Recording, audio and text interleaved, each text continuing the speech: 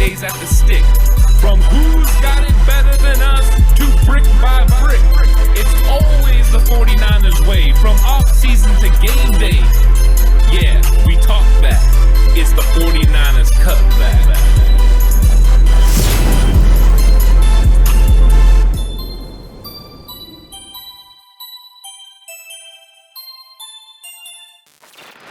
We are building ever so closely, and it's 49ers Cutback Podcast time, by the way. It's also that. We're building ever so closely to this Detroit Lions 49ers game, and that's part of the reason I jumped the gun. I'm so excited. I can't wait to get into it because I do want to see this game. 10 a.m. Pacific time, cannot get here quick enough. Can't get here quick enough at all. But you know what? It is what it is. So make sure you hit that like button right now. Make sure you hit that subscribe button. That way you don't miss all of the great content, the lineup we have today. You just possibly watched the Madden simulation. Now you're here for the daily. We got Jay in the Bay. What's good with Jay in the Bay at 1 p.m.? You don't want to miss that. And know your opponent tonight at 5:30 p.m. But let's talk about some updates and some news from practices and some players being unleashed. And Nick Bosa says no pitch count. Did Penei Sewell just did I see him? Did I just hear this right? He just pulled up with a lower leg injury and now is no longer going to be playing because he's super worried about the fact that Nick Bosa is full go. Well, we've definitely seen some consistency now. D Ford says no pitch count. Bosa, no pitch count. Kyle Shanahan, no pitch count. I think that they have a particular area in which they want to use these guys, and they're going to play in certain situations, and it is going to limit their snaps to a point. But yeah, you're not going out there with a set, snap count that these guys are going to be playing. You're not saying, oh, Bosa's going to get 20, Ford's going to get this. Whatever it is, that's not what's happening. What they're going to do is get out there and play. I think the cool thing was Bosa said he's playing without limitation, and he can be out there as much as they need. He feels like he's full go. He can play free, and Chris Cassera can put him out there as many times as he wants, and he'll be able to go out there and execute in the high way, at high level. And I think that's what we need. That's what we need from Bosa. And the fact that he said it means he's in the mental, state of mind that he can go out there and play well, because that's one of the things you still have to figure out. He hasn't played a single snap in a game yet, and that mental sometimes to get out there and do it is usually a question. He seems to have already conquered that. We'll see. He's overcome an ACL before, so maybe there isn't a mental block for him like some of the other guys. Maybe he is ready to overcome this and get out there on the field. We will know soon enough. If he's out there for snap one, which now I think he will be, he's going to get after Detroit in a quick way. And if they still have an injury on the left side of that offensive line, it could be a really bad situation for Detroit. It very well could be. And look, with Bosa, too, the thing I like about this is he talked specifically in his presser about turf fields. Talked about he's not a fan of them. He didn't like them. And you may be saying, well, what does that have to do with anything? Well, obviously the ACL injury happened on a turf field, and his first game back is going to be on a turf field. When you're coming off an ACL injury, the thing you just talked about is one of the biggest problems, right? For a lot of athletes, the mental aspect, the mental portion of the game. Are you thinking about it? Are you thinking about the fact that you're playing on turf? Are you thinking about the fact that the field may feel a little tacky or a little sticky? That may make you second guess movements, putting that foot in the ground, going as hard as you possibly could or should. And when you're limited, or you limit yourself based on your mental and where your mental is at, you also put yourself in a position where something bad could happen to you also. You could hurt yourself in that way by not going full speed, not going full go. I don't think that's the case. And I think what he spoke to in his press conference about, I'm not a big fan of turf fields. I prefer to play on grass. I'm very happy that, Levi's is grass and all that fun stuff, but it's not something that he's spending a lot of time on. He's spending a lot of time on traction, right? Getting the right cleats and things of that nature so that he can move freely the way he wants to. He also talked about some of the positives of playing on a turf field. The fact that not as thick, not as heavy, you tend to move a little faster, which for a guy like him who's a speed rusher, that's kind of a big deal. That's kind of important. He enjoys that. He likes that. So I think the best part about Bosa being unleashed is more than just the fact that he knows that he's not on a pitch count. It's that it seems that he feels very comfortable with not being on a pitch count.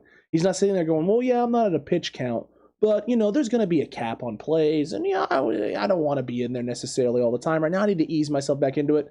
You didn't get any of that from Nick Bosa. It's unleashed, right? A fully unleashed and hopefully unlimited Nick Bosa going up against Penei Sewell and whoever the other tackle ends up being, whether it's Decker or whether it's the guy behind him, right, for the Detroit Lions. Bosa is going to be full bore, potentially a full bore D Ford, maybe not like traditional every down D Ford, but maybe more often than we initially anticipated, which spells doom, right? Doom for the Detroit Lions.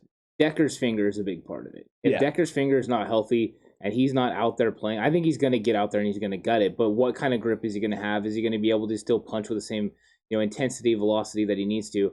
It's going to be something to watch all throughout the game, because whenever you hurt a finger like that, you could always re-injure it, especially when you're playing a position like offensive line where you're using it consistently. Hand injuries, finger injuries especially, happen all the time. Look at Munoz. Anthony Munoz has one of the most gnarly pinkies. Brian Baldinger also just a gnarly pinky. So offensive linemen with hand injuries is something that happens a lot.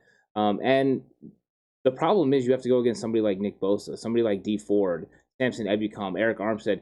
They're very equipped in pass rush moves and able to use people's weaknesses against them. And you don't tell me they're not going to be able to use a hand injury against an offensive tackle, especially a left tackle.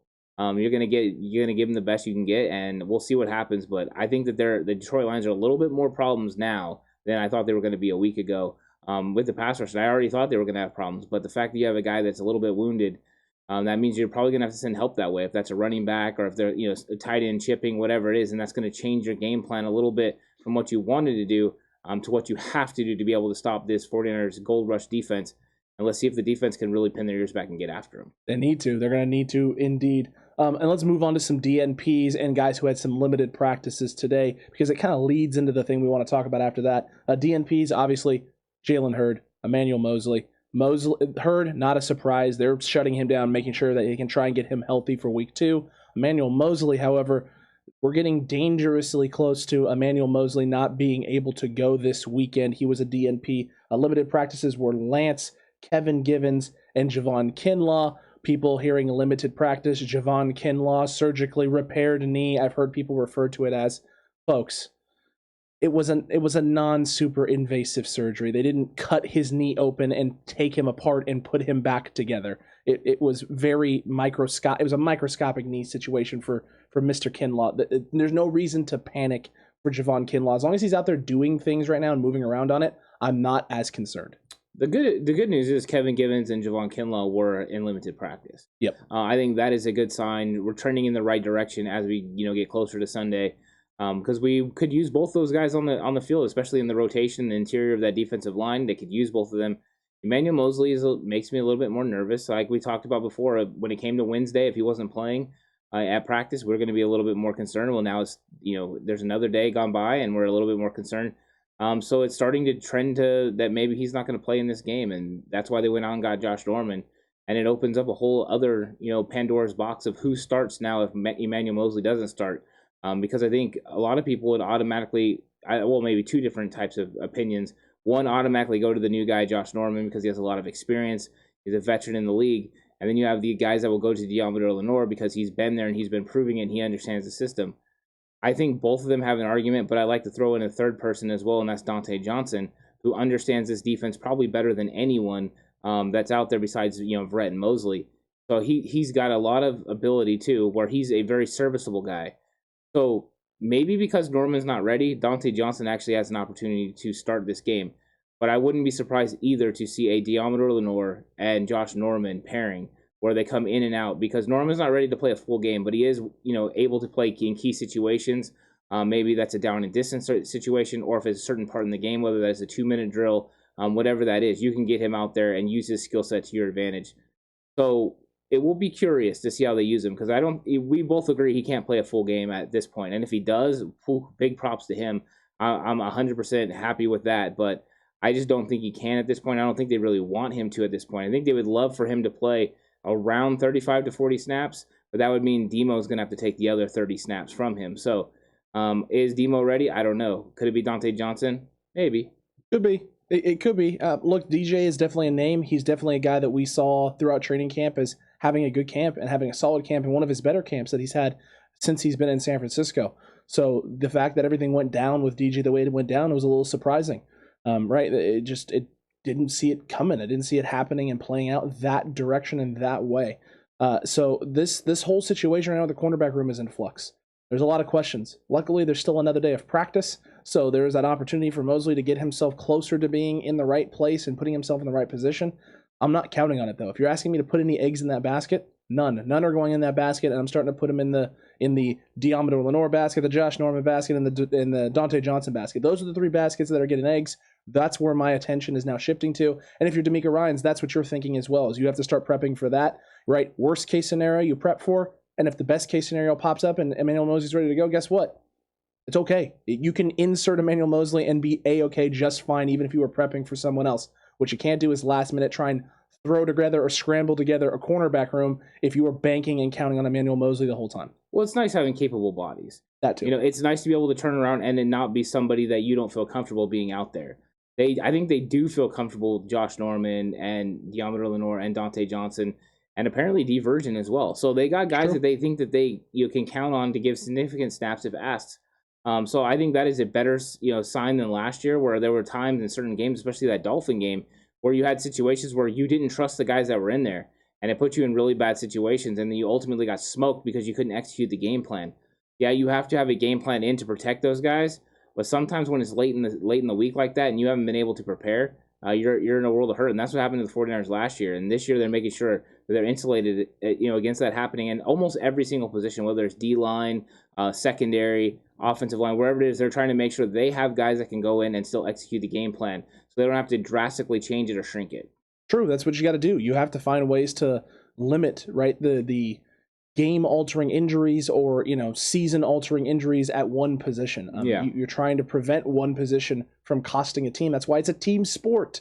And the Niners have done a great job of addressing those things. And D'Amico Ryans talked about his comfort level with Josh Norman and the things that he liked from the savvy veteran himself at practice and what he's shown so far through his first few practices in San Francisco. And all of that is great and good, but again, you haven't seen him out there in live action. You know for a fact that he's not going to be able to go for 100% of snaps at an extremely high level, seeing as he hasn't played a game and only has a few practices under his belt. By no means is he going to go out there after a play and be like, "Coach, it's time. I need it right now. Give me that breather." That's not what's going to happen. But he isn't going to be able to go out there and operate snap in, snap out. If you have an extended 10, 15 play drive, you're not going to bank on Josh Norman being able to lock down on one side of the field for an extended period of time. So I like the rotation idea between him and Deommodore Lenoir, like you talked about, and I think that's a great way to look at it. Gives an opportunity to test the young man in a situation in which you're going against a Lions offense with not as formidable receiving threats on the outside and on the perimeter. So it's a good test for the young man. You get the gaff man out there as well, who's going to make some mistakes, and your D-line hopefully makes it a little bit easier on a guy like Norman and a guy like Demo, or potentially Dontae Johnson. Yeah, and you're going to be able to give safety help on occasion. As long as you can stop the Detroit Lions run game early on in this game, you're going to be able to give help over the top and make it easy, for these corners to operate on the outside. If not, then they're going to get put on islands. If they get put on islands, you have the potential for them to struggle, especially like someone like a Deommodore Lenoir. This is his first game ever. Do I think he can step up and meet the challenge? Of course I do. He'll be very familiar with Amon-Ra St. Brown, but he'll have to deal with the speed of Williams. Williams is really fast. They got some fast guys up there. But the one thing they always have to lean back on is the fact that the 49ers have one of the best defensive lines in the NFL, and they're going to get after the quarterback in a big way. Yep, they're going to have to. They're going to have to get after the quarterback in a big way. It's going to be extremely important. But let's talk about some under-the-radar players for the 49ers. And who's one guy on offense that you're looking at right now that could have a bigger impact for the 49ers than maybe people aren't giving him credit for or aren't looking at? I think the guy that I'm going to talk about is going to be JaMycal Hasty. I think JaMycal Hasty is going to have some opportunities to get a few carries. I don't think it's going to be anything astronomical because I think the bulk of the load is going to go to Mostert and Trey Sermon. But I think you're going to have certain situations where JaMycal Hasty comes in and converts, is able to get the ball out of the backfield and make a play. So I don't think it's going to be a lot of touches. I would say 5 to 8 touches in this game is the max that he would possibly get. But I think he's going to take advantage of those. Somebody under the radar that no one's thinking about. The other one that I want to throw out there is a little wink is Mike McGlinchey, because I think he could have a huge impact on this game as well. He's not going to put up the numbers that people are expecting from a skill position, but I think he's going to go out there and execute and get a push at the front, at the point of attack, and allow the 49ers run game to really get going. That's important. It's extremely important. McGlinchey definitely is someone who a lot of 49ers fans are sleeping on. A lot of people have coming out with hot takes on Mike McGlinchey and his lack of, just, I guess, impact as a blocker for this 49ers team. I think he's going to completely flip the script, and week 1 is a great time for him to demonstrate that. Me, personally, there's 2 names on offense that I am considering as under the radar coming into this game. The first is Elijah Mitchell, but it won't be on the offensive side of the ball so much as it's going to be on the special team side of the football. Him being able to get out and establish something in the kick return game, get some, maybe not even big returns, but consistent returns, putting the 49ers in better field position than just taking a knee in the end zone or running it out for 10 yards and getting tackled before the 20 is important. We need to add that dynamic to this game. This is something that's still new to him. It's something, though, that he showed flashes of, right? There was flashes of great play from him in the preseason, and I'm hoping he can continue to build on that, because if he can, he's not just going to carve himself out a role on special teams. He's going to slowly start earning the trust in that room to give him some opportunities on offense, because if you're making those plays in the open field on special teams, well, let's get you the ball in the open field on offense and see what happens, young man. He's going to be able to get that done. The other name, Ross Dwelley, the guy that no one's really talking about. The one thing I want to see out of Ross Dwelley, it's not even the receiving aspect of the game right now for Ross. It's the running game. I want to see how he looks in situations, right, where he's out on the field as a blocker, as well as in pass pro, an area at times that he has struggled with. If you can keep him in on additional sets at times and let George Kittle be the guy going out in space and operating, and you don't have to keep Kittle in and let Dwelley go out, etc., Dwelley is improved as a pass blocker. Jimmy Garoppolo, Trey Lance are going to have even more time than they did in the past, which means more creative ways to utilize him. Also, situations where you can utilize him in situations as a blocker, where he can start off as a blocker, delay out, kick out, and become a dump off or a hot read route out in space where he can make some plays. If you're sending guys deep, right, if the horizontal offense is working, and then you can stretch vertical, and then you start stretching a team out, and they start really emphasizing that vertical aspect, using play action situations where you get Ross Dwelley coming across the formation, looking like he's going to kick somebody out or picking him up and then slipping out into the flats for big gains, could be a huge thing for the 49ers as well. Yeah, 100%. I think those are solid choices. And the 49ers have some under-the-radar guys that can make impacts because of how deep this roster is. They really have built a very, very, very deep roster. And now they have guys that can make plays for them. And the 49ers are going to be able to use them at their, however they wish. Everybody's at their disposal. It will be interesting to see which active players, are actually out there. Is Javon Jennings suited up? Is it Travis Benjamin? Those are going to be big questions as we move forward. We know it probably won't be Jalen Hurd. Shocking. But it'll be one of the other guys, and we'll see who gets. I kind of want to see Javon Jennings play in this game. I want to see him be able to make an impact, but I don't know if it's time for him to do that yet. We'll see if the 49ers want to use Travis Benjamin as a return guy and see if he can make an impact in the punt return game, because I think they do want to somewhat be careful with Brandon Ayuk while he's recovering from the hamstring. I think if the hamstring thing wouldn't have been there, this wouldn't even be a question. He'd be returning punts for the most part. I think they would have a rotation with Mohamed Sanu as well, though, because they like having different punt returners that they put in there. So special teams game is still interesting because we don't know who those 48 players are going to be. But the 49ers are definitely got enough talent all over the place and a lot of under the radar players that can make plays in this game.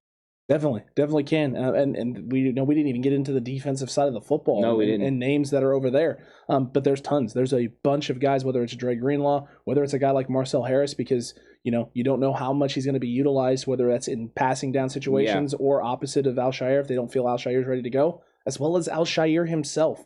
With this front four being as dominant as we believe they can be, it's going to open up opportunities, especially when teams have to try and establish that run game where Al-Shaair can come in and have a big impact, and that's where he's going to need to have his biggest impact. Yeah, they're going to go at him. I mean, if you're looking at that linebacker core, that's the weakness. So if I'm an offensive coordinator, that's who I want to run at. I want to try to get after him and take advantage of him. So they're going to be looking to run plays his way, and he's going to have to step up and make the tackles. I mean, if he doesn't make the tackles or he takes bad angles, and this Detroit Lions offense gets going, he's going to find himself out of the game, and Marcel Harris will be in. So he's got to prove that he can still play at a high level coming off these injuries. I think he can do it, and I think the 49ers defense is stout, but it's gonna come down to those key guys stepping up. And one of those guys, I don't know if it's so much under the radar at this point, but Jaquiski Tartt. Tartt's going to have to make some plays out there if he wants to keep and hold on to secure his spot, as a starting safety on this football team. But I think there's going to be opportunities for turnovers, and Tartt has somebody that can cause turnovers at times. He kind of goes through hot stretches. I'm hoping one of those hot stretches is now, and him and Jimmy Ward can really, lock it down this year and make big plays in the secondary. So I'm looking at Jaquiski Tartt having a good game.